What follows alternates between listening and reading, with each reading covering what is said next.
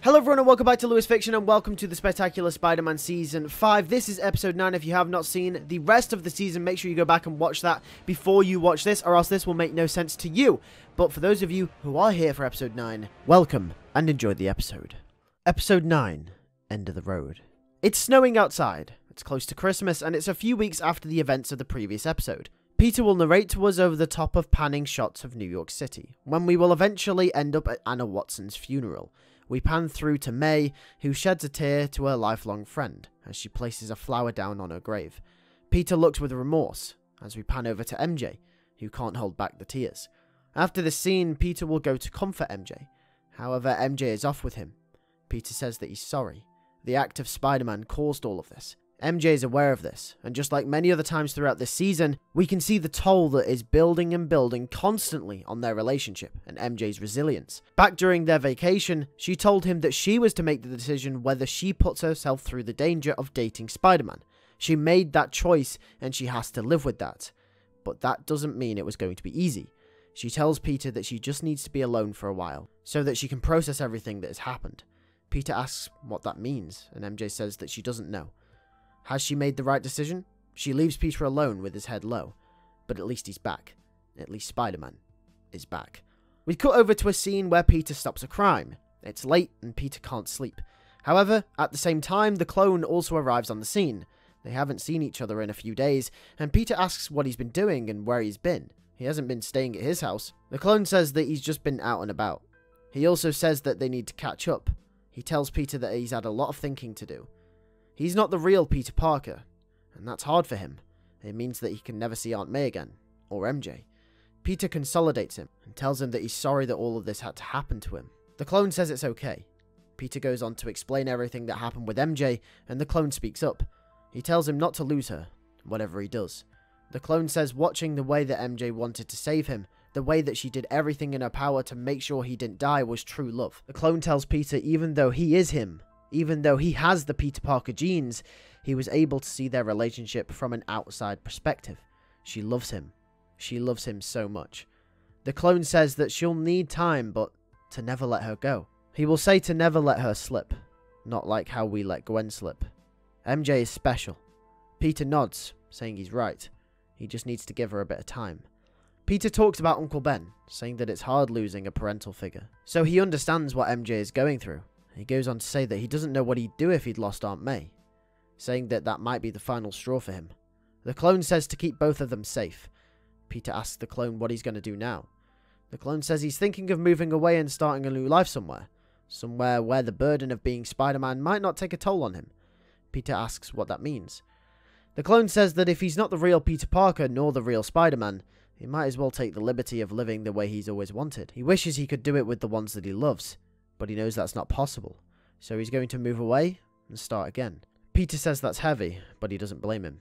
The clone places his hand on Peter's shoulder and says that they've still got business to take care of first, that green monster and Miles Warren. Peter nods as the clone says they'll figure this out together and finish this once and for all. The rest of the episode will focus around Peter and the clone trying to track down the Jackal. However, due to the Jackal's unpredictable movements and appearances, both Peter and the clone have no idea where to start. Their first thoughts are to start with Miles Warren. Find Miles Warren and you'll find the Jackal. However, no one has any idea where Miles Warren has gone. His whereabouts are unknown, and he's been missing after the attacks and the lab incident. This is where Peter and the clone start to theorize that the Green Monster must have taken Miles Warren, or even worse, that the Green Monster is Miles Warren. They have to both figure this out quickly, before he hurts anyone else. We cut to a few days later, when Peter attends one of his last days of school before they break up for Christmas. The talk of college and applications is becoming more prominent as we start seeing pictures and posters upon the wall of the hallways for different universities and colleges. Many people, like Flash Thompson, have already decided that they are going to go into the military, and others, such as Liz Allen, have decided that they're going to do a journalism course at MIT. However, in the case of Peter Parker, he has no idea what he wants to do in college. He has no time to think about it. During this scene, we will also get a shot of MJ walking down the hallway, and Peter will look on from afar, all the thoughts still rushing through his head. He thinks about what the clone said to him earlier in the episode. However, he can't help but ponder the thought of what if this is the end? What if MJ doesn't want him back? What if Anna Watson's death was the straw that broke the camel's back? Peter snaps out of this trance as Professor Aaron Warren approaches him in the hallway and taps him on the shoulder. Peter swiftly turns around to meet his encouraging face. Warren goes on to ask what colleges he's applied for and what course he's going to study. Peter says no, he hasn't really had much time to think about it, and Professor Warren claims that he doesn't really have much time left before the applications have to be in fully. Peter, realizing this could be an opportunity to find out about Miles Warren's whereabouts, asks him how his brother is getting on. Warren questions Peter, saying, "Aren't you meant to be working with him?" Peter has to quickly think of an excuse, and just says that it wasn't for him. And he goes on to say, just out of interest, is he getting on okay? He hasn't seen him in a while. Aaron Warren goes on to explain that he doesn't really see his brother much, as we alluded to earlier in the season. He goes on to say that he hasn't heard from him in weeks, but he usually goes weeks without hearing from him anyway, so he didn't think it was anything out of the unusual. Peter, realizing that this is a dead end, stops questioning the professor and goes on his way. Peter feels like every lead that could lead him to the Jackal ends up becoming nothing more than a dead end. If him and the clone are to find this green monster, it's going to be on the monster's terms, and not theirs. However, right on cue, something unfamiliar happens. Peter's spider sense starts going off vigorously. He gets reminded of that time that the Sinister Six attacked him at the school, and before you know it, a massive hole was carved into the ceiling as none other than a massive green slender monster made its way to the school hallway. It stared Peter directly in the face, as other students started cowering and running away from it. The monster had finally tracked down Peter once and for all, as after a few seconds, the monster lashed out at Peter, engaging in battle. The monster was quick, agile, and ferocious. It was hard for Peter to get an upper hand on it. It knocks Peter to the ground, and Peter closes his eyes. It's clear that he's still a bit rusty and still a bit weakened from what happened with him transforming into Man-Spider and back. As the monster approaches Peter as he lay on the floor, Flash Thompson, who decided to hide in the room opposite to where the battle was taking place, decided to take a peek through the window on the door that separated the battle from him. He glanced over to see Peter lying on the floor. So many thoughts ran through his head. What does that thing want with Peter? And is Peter going to die if he doesn't do anything? And in a sudden burst of bravery, Flash launches the door open and shouts towards the green beast. He says if you want to pick on someone, you ought to pick on him.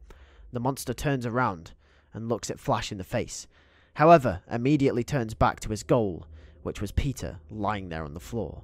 Flash will repeat himself, and when the monster doesn't respond, he picks up the nearest thing to him, which was a piece of rubble broken from the ceiling that the Jackal came through. And with no hesitation, he lobbed the piece of rubble towards the Jackal's head. The Jackal screamed out as it charged towards Flash. However, during this time, Peter regained consciousness and saw what was about to happen. And in a moment in what felt like forever, Peter made the conscious decision to web the Jackal from the back to stop it from getting to Flash. And just like that, the green beast's attention was back on Peter. As they both engage in battle, Flash stares on in amazement. Peter Parker is Spider-Man. Peter Parker was Spider-Man all this time and he had no idea. Peter shouts at him to go, and go quickly. Peter holds off the Jackal for long enough for the clone to arrive on the scene. They both exert all their effort to finally take out the green beast and save the day. During the final moments of the battle, Jean DeWolf will arrive on the scene as well. However, as the Jackal is loaded into the back of a heavily armed police van, Peter sneakingly asks the clone to do him a massive favour. We cut to Flash Thompson outside the school as Peter Parker stands next to him. Peter says thank you to Flash. He'd be toast without him. Flash turns to Peter and says that he won't tell anyone about his secret identity. And Peter will say he doesn't know what he's talking about, as they both look up in the distance to see the clone swinging off after helping save the day into the New York City skyline. Flash is in disbelief. He saw what he saw. Peter Parker's Spider-Man, right? Peter will say he has no idea what he's on about, as he'll walk away, knowing that his secret identity is still partially intact. We will come to the end of the episode, where it was revealed that Miles Warren was the Green Monster all along, and they found traces of mutating chemicals in his system that transformed him into a massive green monster. Jean DeWolf connects the dots between him and the living vampire, and deduces that Miles Warren is at fault and is to be arrested accordingly. We will cut back over to Peter and the clone as they discuss the events of the episode. Peter has been in contact with Jean DeWolf, as she confirms to him that Miles Warren was in fact the Green Monster. Peter relays this information onto the clone. The clone will then say that I guess it makes sense as to why he was obsessed with getting to him and Peter. However, his obsession with them both still doesn't really make that much sense anyway. He doesn't have a motive or any reason in the first place. Or at least that's what they think. Peter will tell the clone that, like most things in this city, it probably goes a lot deeper than that. There is probably a deeper reason to all of this. The clone says he can't help but think there is as well. The clone will then take off his mask to reveal blonde hair underneath. Peter will say that he likes his new hairstyle, and the clone thanks him. The clone says that he's thinking of leaving tomorrow, and Peter asks where will he go. The clone says he doesn't know. He's thinking about just going in one direction and seeing where it takes him. Peter says, wherever you go, I wish you luck. He also asks, what will he call himself? And the clone responds, saying he's thinking of calling himself Ben Reilly. Peter says that's a nice touch. The clone smirks as he looks down at his costume.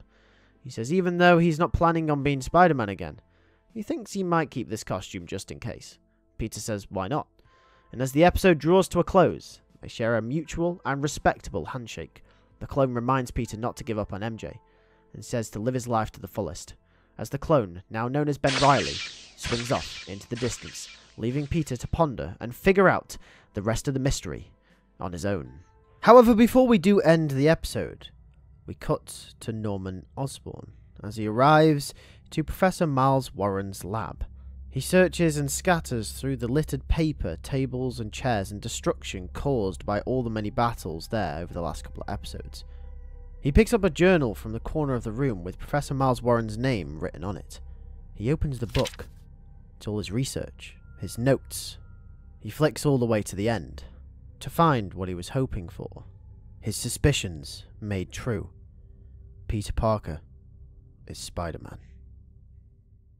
Thank you for watching this episode of Spectacular Spider-Man. If you did enjoy, make sure to leave a like on it, and also make sure to subscribe if you are new around here, because you're not going to want to miss next Sunday's episode, which will be episode 10, The Christmas Dinner. With that being said, thank you guys for watching. I'll catch you guys in the next one. Take care, and peace.